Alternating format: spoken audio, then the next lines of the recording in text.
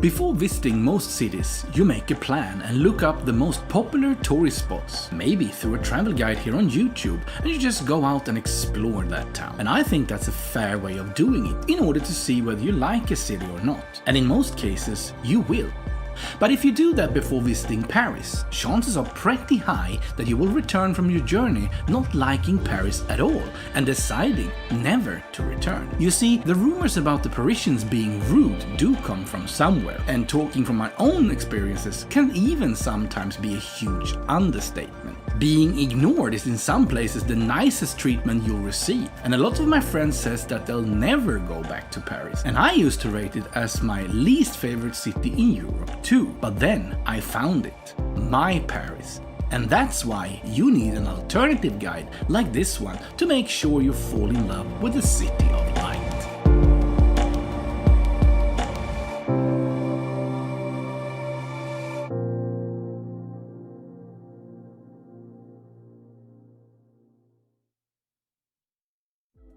Before we begin, please make sure to subscribe, like and share to help us grow. We make travel guides from all corners of Europe, as well as our own late night show, home brewing, travel vlogs and all sorts of travel, food, drinks and entertainment related content and segments. That's the Night in Us.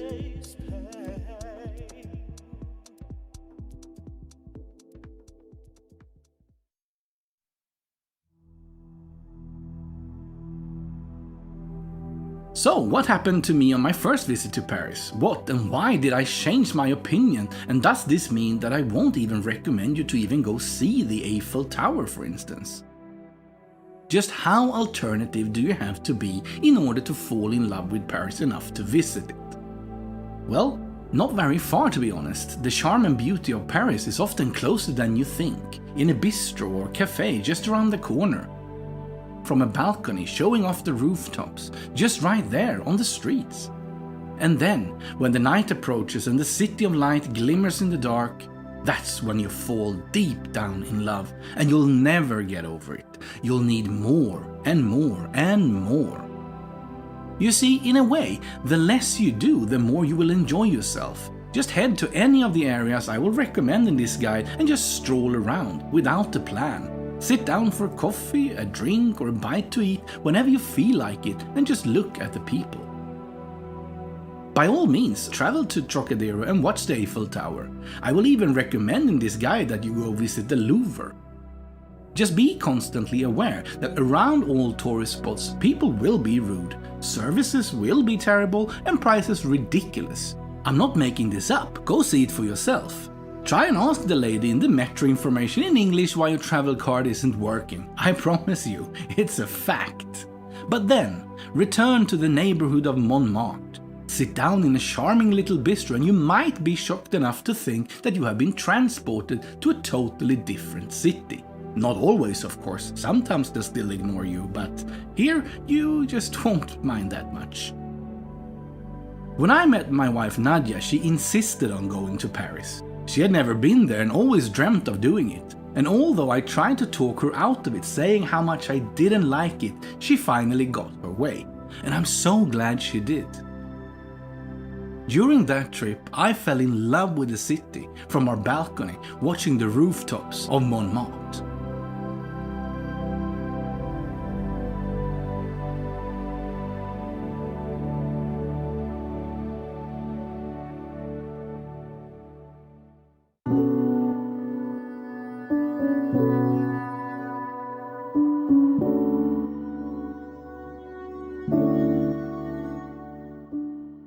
Like any huge city, Paris has hotels in all price ranges, styles and designs.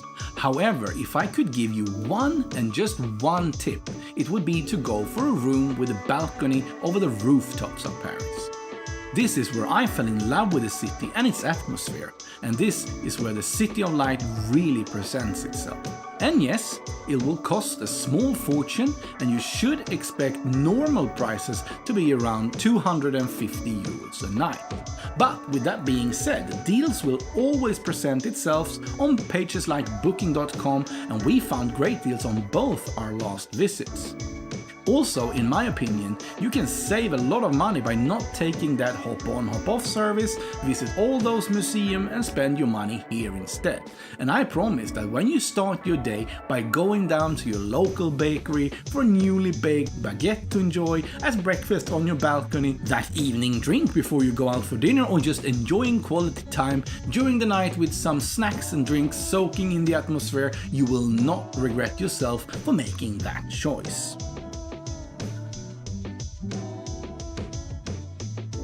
When searching booking, go to filter and then to room facilities and choose balcony to see what's available. First time me and Nadia visited Paris, we found a great deal at the Les Matins de Paris. This small boutique-style hotel is located in charming St. George, close to Montmartre and Moulins Rouge. The hotel has an amazing pool and sauna in the basement. This is by far some of the best 5 hotels I've visited in my life. The balcony faced Sacré-Cœur and Montmartre, and we both started and ended our nights here, as well as booked without breakfast and had our own on the balcony in the mornings. I might even had an eclair or two, to be honest with you.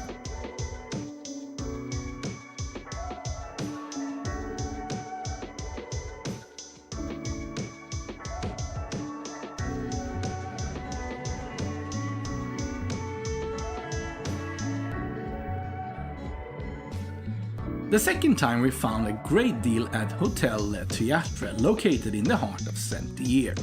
This is also a boutique-style, quite small hotel with charming rooms and a massive balcony facing the rooftops of Paris, big enough for us to have dinners in form of tapas-style delis that we found in shops close by.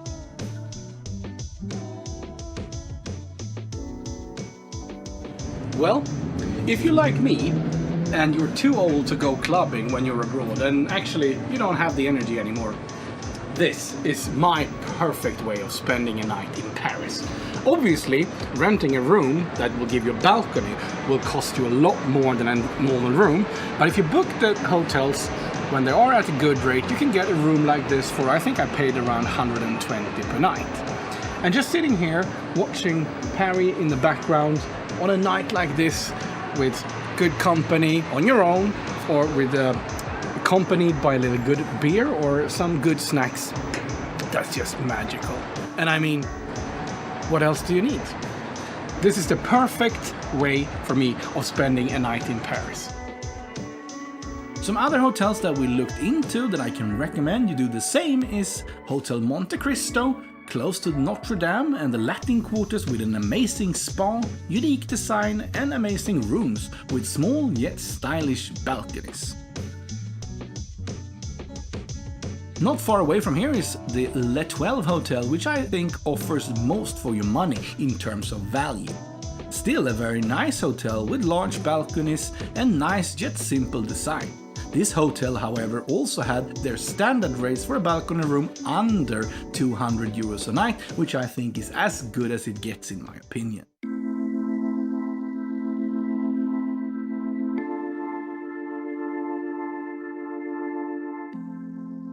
Paris has a lot of amazing areas to explore and lose yourself in, but I have 3 districts or areas that I would like to highlight or recommend at least you visit. St. George is a cozy area with a lot of shops, nice little restaurants and cafes just waiting to be explored. I would recommend this as a perfect area to stay in, with lots of hotel options as well as calm, nice bistros and bars to visit. If you continue up the hill from St. George, you will eventually find yourself by the metro station of Pigalle and the famous boulevard de Clichy, with all the sex shops are located. A short walk looking at the windows or visiting any of the countless shops selling sex toys will lead you to the metro station Blanche, where Moulins Rouge is located. After taking all that pictures, walking up the slopes towards Montmartre is probably the most charming area of Paris.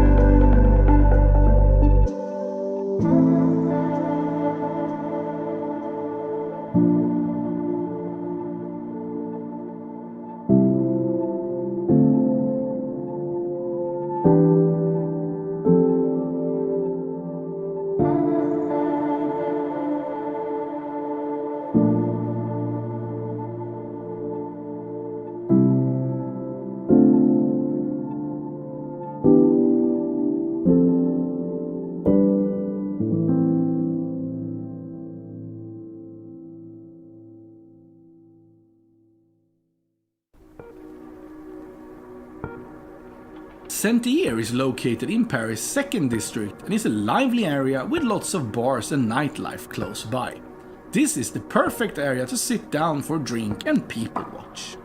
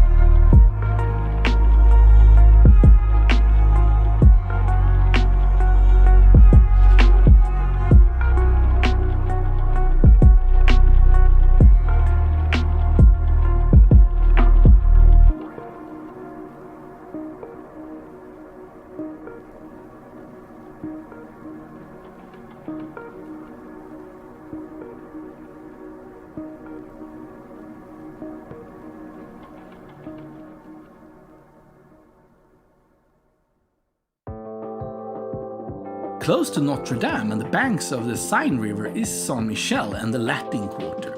This area is a must visit in my opinion as much as Montmartre. Its charm and uniqueness is found in every street corner and looks like no other place on the planet. I could spend an eternity here and still not get bored.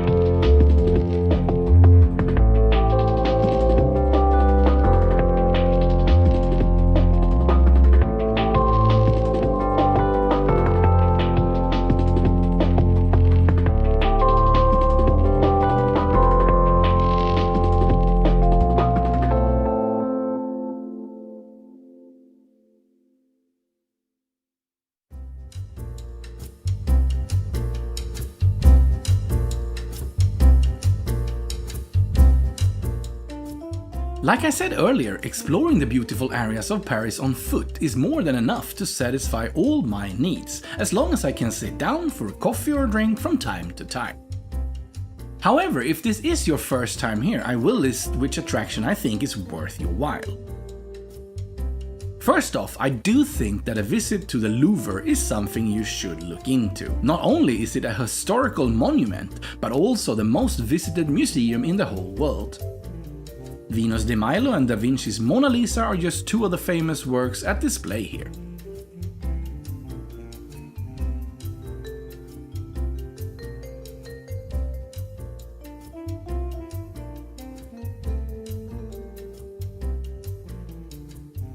The museum is open daily except Tuesdays from 9 AM to 6 PM, except on Fridays when the museum stays open until 9:45 PM. Admission is €17 online, in which you'll receive a slot time, or €15 at the door, in which case you should be prepared to wait in line for quite some time. A fun fact is that most people seem to only be interested in seeing the Mona Lisa.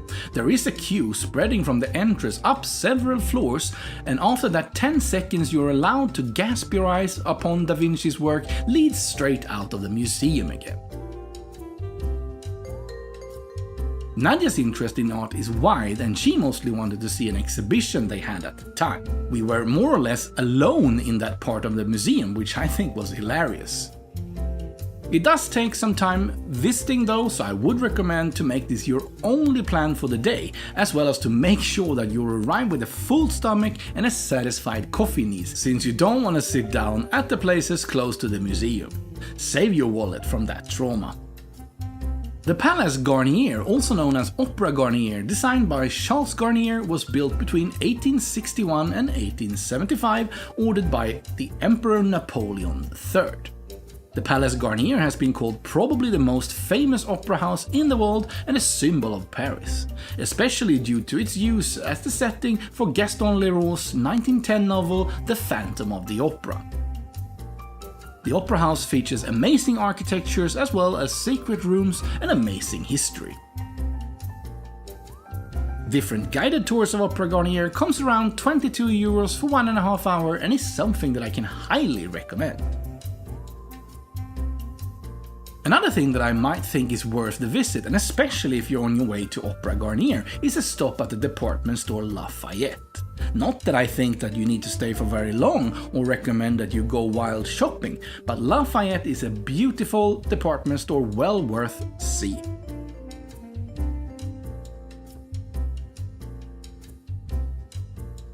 Finally, there's no way I would say no to a river cruise tour in any given city. I just love to explore a new place through the water, and the Seine River hosts a lot of different companies selling guided tours at different rates and quality.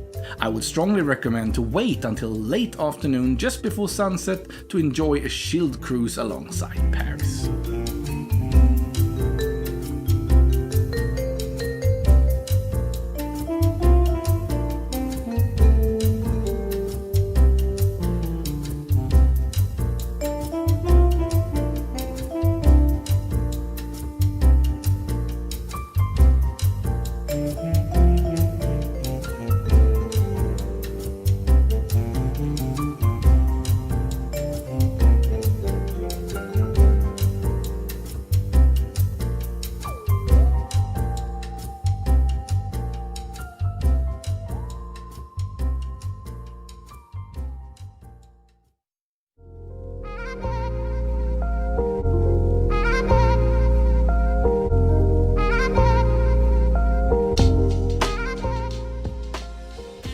Paris Metro is the second busiest metro system in Europe after the Moscow Metro.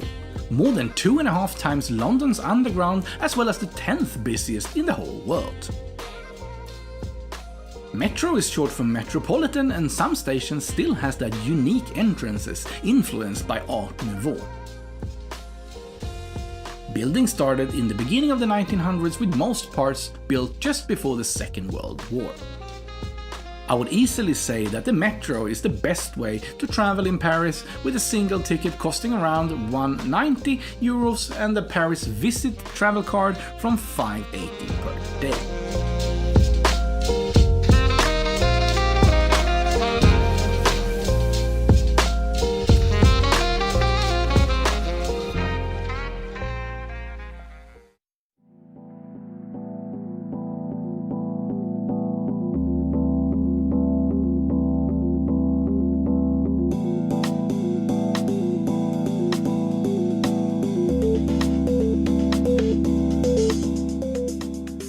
In a way, I think that Paris cafe and bistro culture speaks for itself. With that being said, you will probably enjoy yourself at any place you'll find. The bistros both have a pretty good food and drink options at a somewhat fair price. Just remember that for some strange reason, beer is pretty expensive, but most bars and bistros have a happy hour at some point during the day or night, and because of this you should always be able to find a place that sells cheap drinks. And when the happy hour is done, you can just choose to go somewhere else.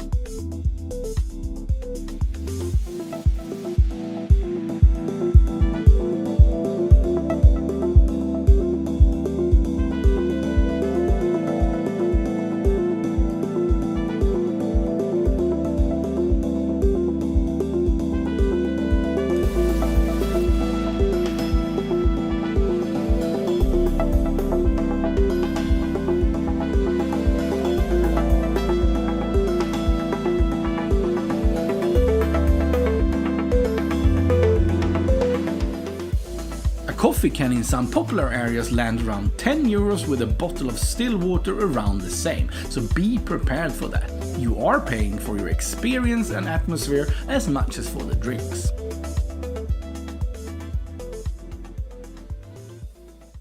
If you do want your evening to be a little extra special, there are plenty to choose from in the City of Lights. Little Red Door, situated in the pleasant Paris district of Marais, has been voted the 5th best bar in the whole world. Digging deep into seasonal ingredients, Little Door serves farm-to-glass cocktails. All this contributes to a seriously eco-friendly model which helped the bar win the Kettle One Sustainable Bar Awards in 2022. The bar doesn't take reservations, so first come, first serve. A cocktail here will land between 12 to 17 euros. Only a 2-minute walk away from Little Red Door in Paris' 3rd district is another cool and hip place by the name of Candelaria. This Mexican-inspired cocktail bar both serves somewhat classic cocktails for around 13 euros, as well as a huge variety of Mexican agave-based cocktails in all tastes and forms. Candelaria also offers snacks and bites in form of tacos and quesadillas for a fair price, as well as a Mexican brunch on weekends from 14 euros.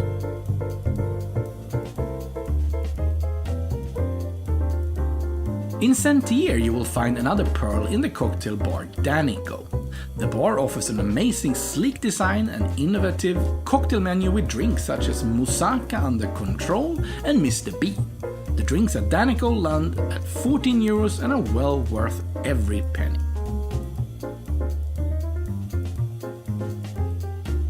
The last of my mentions is the hidden bar Le 1905, situated a short walk from both St. Paul and Bastille metro station. While this main floor bistro is busy, you can bypass the downstairs and head into the discreet little door to the right of the restaurant, taking the stairs up to the hidden bar, the 1905, where you find its magical terrace.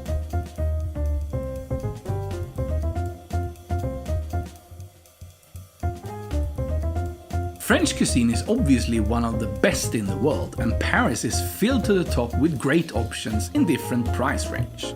At the high end you will have options like Septime, Les Matins and Arpege, all three being top 30 in the world.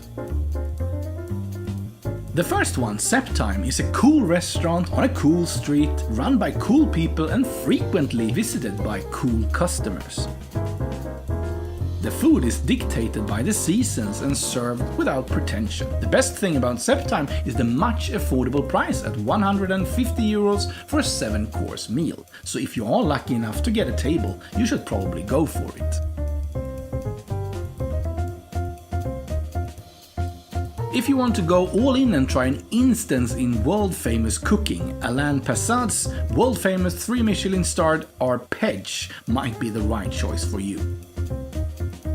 The restaurant turned vegetarian in 2001, but has since then brought back meat in small quantities, still serving mostly all vegetarian dishes. For a shocking 490 euros per person, Alain will provide you with a food experience neither you or your wallet will be likely to forget in the first place.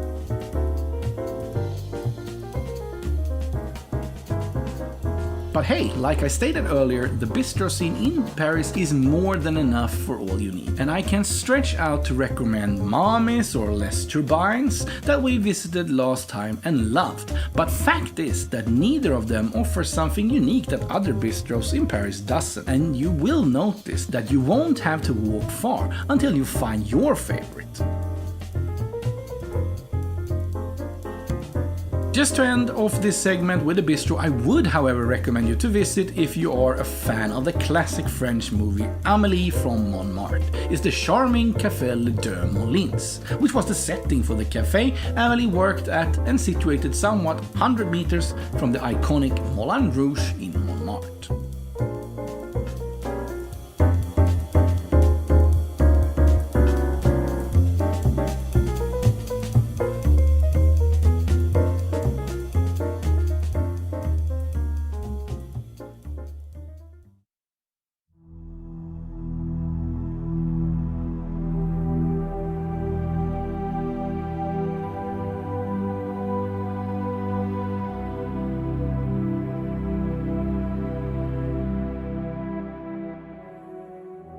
A trip to Paris will always be what you make of it, and because of that, a lot of tourists leave with a somewhat bitterness towards it. Spending your time here in the areas recommended by most travel guides will give you that feeling, from the service to the prices on food and drinks in cafes to the tourist spots. It feels like the city is filled with it.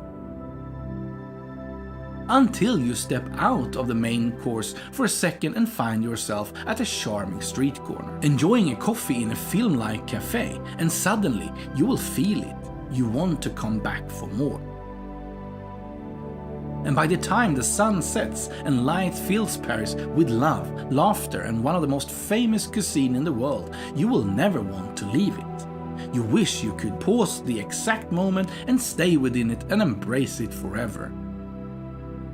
And when you get back to reality again and the day starts to feel long and tired, you will slowly start to plan for your next visit and starts to imagine yourself sitting down in a bistro, enjoying the moment with a drink in your hand, and think to yourself, we'll always have Paris.